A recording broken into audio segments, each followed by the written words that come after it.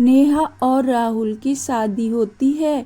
नेहा शादी करके ससुराल आई, लेकिन ससुराल में उसे कोई पसंद नहीं करता था, क्योंकि नेहा कम पढ़ी लिखी थी। गांव में रहने के कारण नेहा की पढ़ाई अच्छी से नहीं हो पाई। नेहा की सास, जेठानी और उसके पति नेहा को पसंद नहीं करते थे, क्योंकि नेहा कम पढ़ी लिखी थी, लेकिन उसके जेठ उसे बहुत मानते थे। एक दिन उसकी सास ने कहा, अरे बड़ी बहू, देखो अब से घर का सारा हिसाब किताब तुम ही रखना, क्योंकि छोटी बहू तो अनपढ़ और गंवार है, उससे तो ये सब होगा ही नहीं। पता नहीं कौन से पिछले जन्म के कर्म थे, तुम्हारे पिताजी इस अनपढ़ गवार को ले आए।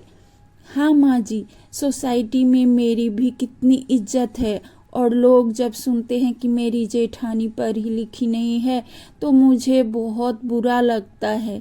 यह सब सुनकर नेहा उदास हो जाती और वह घर का काम करती, लेकिन उसे तब भी कोई पसंद नहीं करता। एक दिन उसकी सास ने कहा, बड़ी बहू, देख बनिए के दुकान से राशन का सामान आया है, तो हिसाब बारी कर ले।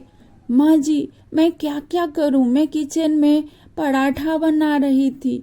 क्यों, छोटी बहू अब घर का काम भी नहीं कर सकती? नेहा फिर यह सब सुन के रोने लगती है। वह फिर बाजार की तरफ जाती है सब्जी खरीदने। तभी उसने देखा कि एक चाचा का थैले से फल गिर रहा था। उसने कहा, चाचा जी, आपका फल गिर रहा है, लाइए मैं उठा देती हूँ। चाचा ने कहा, थैंक यू सो मच बेटा कि आपने मेरी हेल्प की। तभी नेहा ने कुछ नहीं कहा। चाचा ने फिर से कहा, आपको वेरी वेरी थैंक यू बेटा। लेकिन नेहा ने फिर भी कुछ नहीं कहा।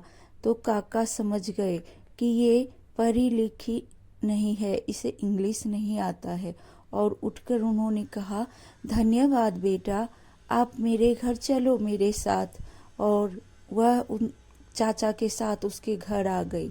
वहाँ पर चाय नाश्ता किया। चाचा ने कहा, बेटा एक बात बताओ, क्या आप इंग्लिश नहीं जानती? तभी नेहा ने सारी बात बताई चाचा से। चाचा ने कहा, मैं एक प्रिंसिपल हूँ बेटा, आप मेरे स्कूल में पढ़ाई कर सकते हो। नेहा सुनकर बहुत खुश हुई और वह अपने ससुराल आकर सबको कहा कि मैं पढ़ना चाहती हूँ। लेकिन उसके घर में सब लोग कहने लगे, तुम अगर पढ़ोगी तो घर का काम कौन संभालेगा? हाँ हाँ, तुम कैसे पढ़ सकती हो? तभी उसके जेठ ने कहा, जब नेहा पढ़ी लिखी नहीं थी तब तुम लोगों को प्रॉब्लम था, अब वह पढ़ना चाहती है तो तुम लोग क्यों नहीं उसे पढ़ने दे रहे हो?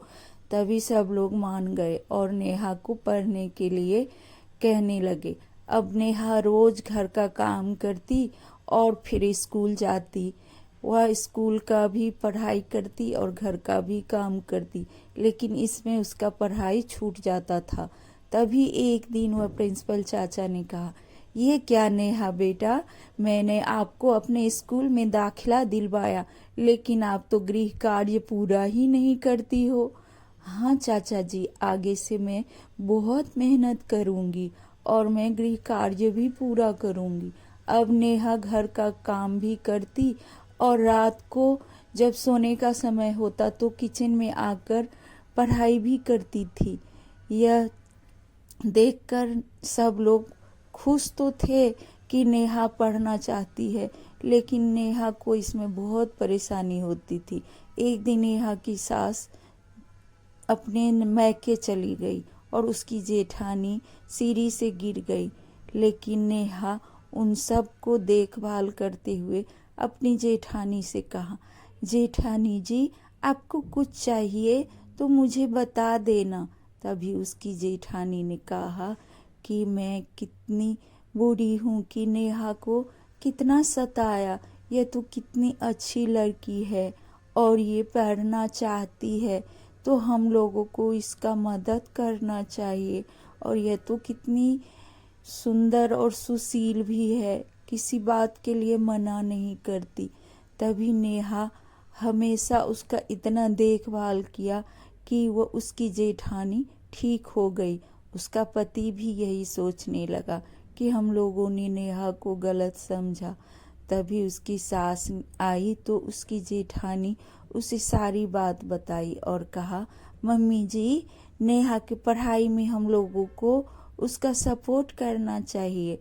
हाँ बहू, मुझे भी लगता है कि नेहा को हम लोगों को पढ़ाई के लिए समय देना चाहिए।